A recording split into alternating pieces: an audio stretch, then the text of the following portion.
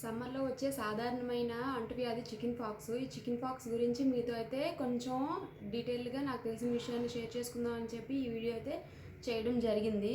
Welcome back to Janu జిందగీ 2.0. నా ఛానల్ని ఇంతవరకు చూడకపోతే ప్లీజ్ చూడండి. మీకు యూస్ఫుల్ అనిపిస్తే మాత్రం లైక్ చేయండి, షేర్ చేయండి, అలాగే సబ్స్క్రైబ్ చేయడం అస్సలు మర్చిపోవద్దు.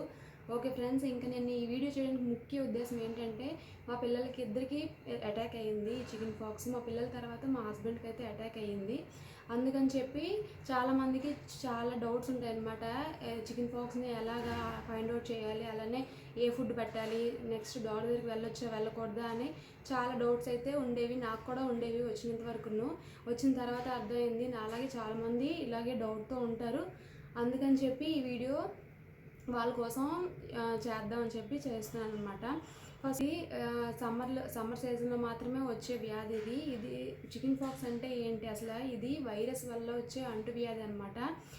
ఇది మ్యాక్సిమం ఎక్కువగా పిల్లల్లోనే వస్తుంది. పెద్దవాళ్ళలో కూడా ఈ చికెన్ పాక్స్ అనేది వస్తుంది, కానీ రేర్ కండిషన్లో మాత్రమే వస్తుంది. పిల్లలకు మాత్రం ఇది సర్వసాధారణం అనమాట.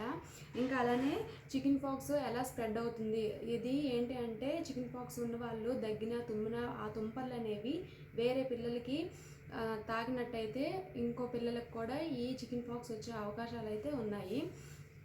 ఇది అలానే చికెన్ పాక్స్ ఉన్న వాళ్ళకి నీటి బుడగల్లా ఉంటాయి కదా, ఆ పింపుల్స్ని టచ్ చేసినా సరే చికెన్ పాక్స్ అనేది అటాక్ అయ్యే ఛాన్సెస్ అయితే ఉంటాయి.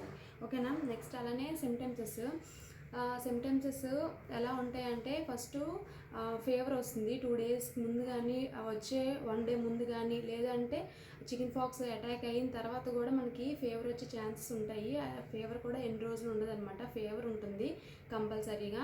ఇంకా అలానే నీటి బుడగల్లా ఉంటాయన్నమాట, రెడ్ పింపుల్స్ లాగా వస్తాయి, అలానే ర్యాషెస్ లాగా కూడా వస్తాయి. ఒక్కొక్కరికి స్కిన్ టైపు ఎలా ఉంటే అలా వస్తుంటాయి, ఒక్కొక్కరికి ఒక్కొక్కలా వస్తుంటుంది.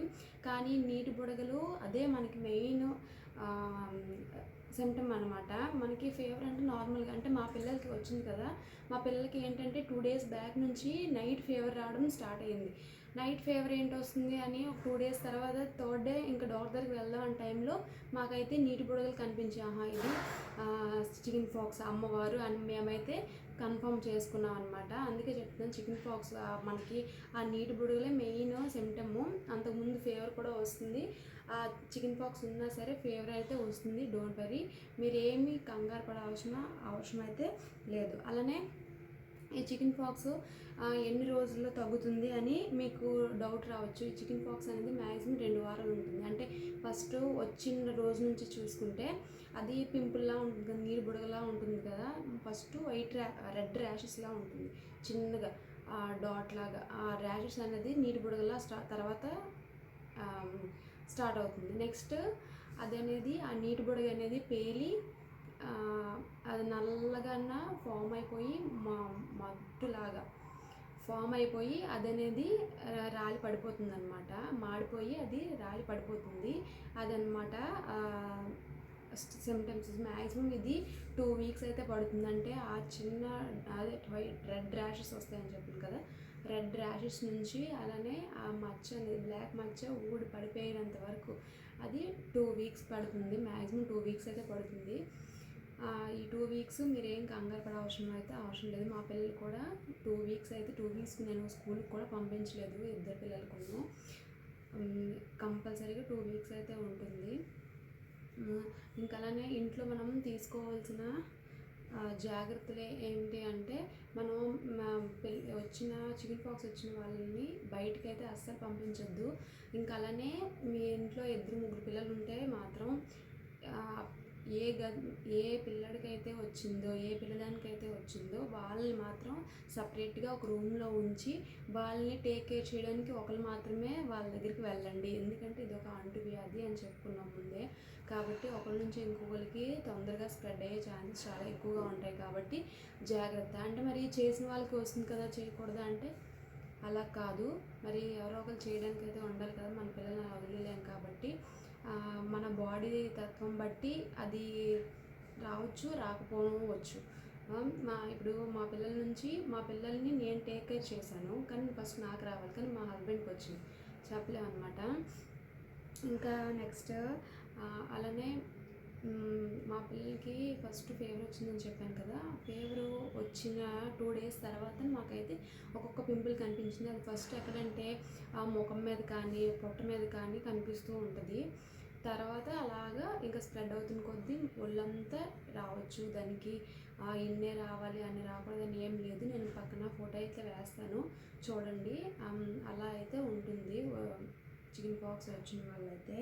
ఇంకా ఫుడ్ విషయానికి వస్తే ఫుడ్ ఏం పెట్టాలి అని, నాన్ వెజ్ పెట్టచ్చా పెట్టకూడదా? నాన్ వెజ్ అయితే కంపల్సరీగా వాళ్ళకి నచ్చితే కంపల్సరీగా పెట్టవచ్చు. నాన్ వెజ్కి ఏ ప్రాబ్లం లేదు. ఎందుకు అంటే ఒకవేళ ఫీవర్ ఉంది అంటే 2 డేస్ తర్వాత ఫీవర్ తగ్గిపోయిన తర్వాత వాళ్ళకి తినాలి అనిపిస్తే నాన్ వెజ్ పెట్టండి.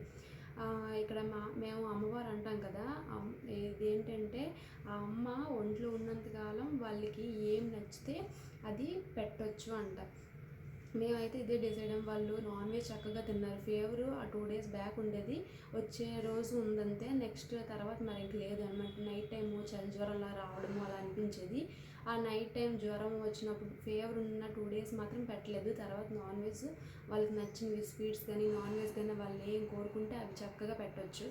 ఇంకా నాన్ వెజ్, పెరుగన్నము, పాలు, ఏవైనా స్వీట్స్ వాళ్ళకి ఏం నచ్చితే అవి నిరభ్యంతరంగా పెట్టచ్చు, పర్లేదు. కానీ జంక్ ఫుడ్ మాత్రం మ్యాక్సిమం అవాయిడ్ చేయండి, అది మాత్రం బెటర్. కానీ అమ్మవారు దిగిన తర్వాత 1 వీక్ వరకు నాన్ వెజ్ అయితే పెట్టొద్దు ఉన్నంత వరకు. ఇప్పుడు చెప్పాను కదా, ఒక చిన్న నీటి బుడగ అనేది బ్లాక్గా మారి అది ఊడి పడిపోతుంది అని చెప్పి, అది పడిపోయిన తర్వాత అది మానిన తర్వాత మీరు ఇంకా 1 వీక్ వరకు నాన్ వెజ్ పెట్టకుండా ఉంటే బెటర్ అనమాట. నాన్ వెజ్ ఎక్కువగా తినడం వల్ల హీట్ ప్రొడ్యూస్ అవుతుంది కదా బాడీలో, ఉన్న ఎక్కడెక్కడో చిన్న చిన్న మచ్చలు కూడా తొందరగా తగ్గవు, వాళ్ళు కూడా ఇరిటేట్ అయిపోతారు అనమాట. అందుకని అది వచ్చి పోయిన తర్వాత 1 వీక్ వరకు నాన్ వెజ్ అయితే పెట్టొద్దు. బాడీలో అమ్మవారు చికెన్ పాక్స్ ఉన్నంత వరకు నాన్ వెజ్ తినడానికి ఏ అభ్యంతరము లేదు. చక్కగా నాన్ వెజ్ కూడా తినొచ్చు, ఓకేనా. నెక్స్ట్ అలానే డాక్టర్ దగ్గరికి ఎప్పుడు తీసుకెళ్ళాలి అని చెప్పి, డాక్టర్ దగ్గరికి ఎప్పుడు తీసుకెళ్ళాలి అంటే, ఫీవర్ అనేది ఎక్కువ రోజులు కంటిన్యూ అవుతుందో, ఫీవర్ ఎక్కువ రోజులు ఉంటే వాళ్ళు తట్టుకోలేరు, ఫీవర్ ఎక్కువగా ఉండము, అలానే చెప్పి ర్యాషెస్ కూడా ఎక్కువగా ఉండడం, మళ్ళీ అలానే కంట్లోన నీటి బుడగలు అనేవి కంట్లో కూడా అవుతుంటాయి, కంట్లో అయినా సరే అలా కొంచెం ప్రాబ్లం అవుతుంది. ఇంకా ఇవి డాక్టర్ దగ్గరికి వెళ్ళాలంటే ఫీవర్ ఎక్కువ రోజులు కంటిన్యూ అయినా, వాళ్ళు బాగా వీక్ అయిపోతున్నా, అలానే కంట్లోన అలాగా నీటి బుడగలు ఫామ్ అయినా సరే డాక్టర్ దగ్గరికి వెళ్ళొచ్చు, నో ప్రాబ్లము. ఆ డాక్టర్ దగ్గరికి వెళ్ళిన తర్వాత ఇంజెక్షన్స్, మెడిసిన్ వల్ల కూడా చాలామంది ఏంటంటే ఇటు సైడు అమ్మవారు వచ్చిన వాళ్ళు హాస్పిటల్ వెళ్ళకూడదు అంటారు. అదేం కాదు, మరీ క్రిటికల్గా ఉంటే సరే వెళ్ళొచ్చు. అప్పుడు ఏంటి అంటే అది ఇంకా ఎక్కువ అవ్వకుండా పిల్లల్ని దాని నుంచి రక్షిస్తారు. అంటే ఒక 2 వీక్స్లో తగ్గవలసింది 3 వీక్స్ అలా అయిపోవచ్చు. అంతవరకు మన పిల్లలు చాలా వీక్ అయిపోతారు. ఆ టైంలో ఏం తినబుద్ధి కాదు, చాలా నీరసంగా అనిపిస్తారు. అందుకని చెప్పి మీరు బాగా పిల్లలు నీరసంగా ఉన్నా సరే తీసుకెళ్ళొచ్చు, నో ప్రాబ్లం ఏం లేదు.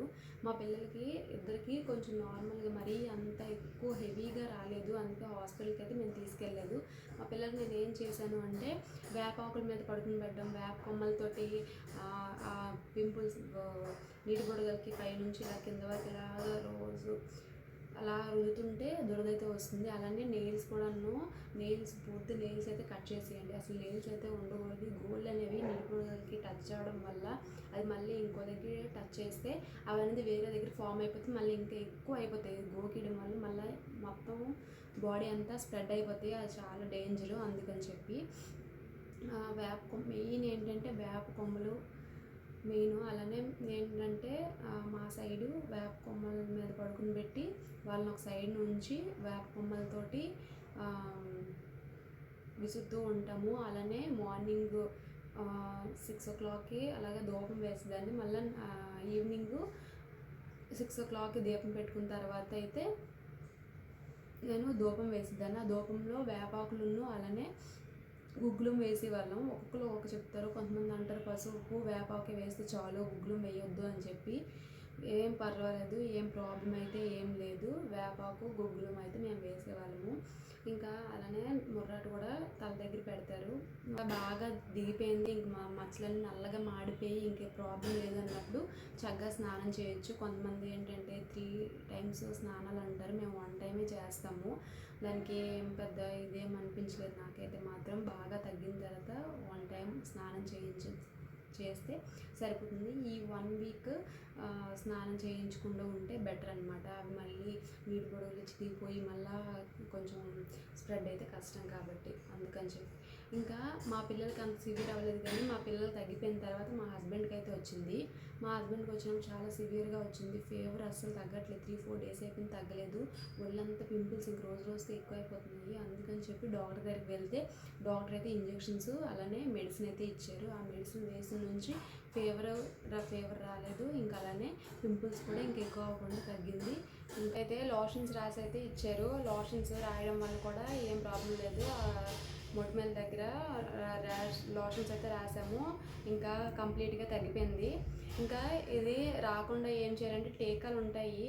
ఈ టీకాలు వేయించుకుంటే మాత్రం మ్యాక్సిమం 99% రాకుండా ఉంటుంది అనమాట. 2 టైమ్స్ అయితే వేస్తారు. ఫస్ట్ టీకా అనేది 1 ఇయర్ బిఫోర్ వేసుకోవచ్చు. సెకండ్ టీకా అనేది 4 to 6 ఇయర్స్ మధ్యలో అయితే వేస్తారు. ఈ 2 టీకాస్ వేసుకుంటే మ్యాక్సిమం అయితే రాకపోవచ్చు. ఇదనమాట కంప్లీట్ డీటెయిల్స్ చికెన్ పాక్స్ గురించి. మీకైతే యూస్ఫుల్ అయ్యింది అని అనుకుంటున్నాను. నాకు తెలిసిన ఇన్ఫర్మేషన్ అయితే మీతో షేర్ చేసుకోవడం జరిగింది. ఐ హోప్ ఈ వీడియో మీకు నచ్చితే మాత్రం, అలానే యూస్ఫుల్ అయితే మాత్రం ప్లీజ్ లైక్ చేయండి. అలానే మీకు ఇంకేమైనా డౌట్స్ ఉంటే మాత్రం కామెంట్ సెక్షన్లో కామెంట్ చేయండి. నాకు తెలిసి మాత్రం కంపల్సరీగా కామెంట్ సెక్షన్లో కామెంట్ చేస్తాను. ఓకే ఫ్రెండ్స్, ఉంటాను. బాయ్.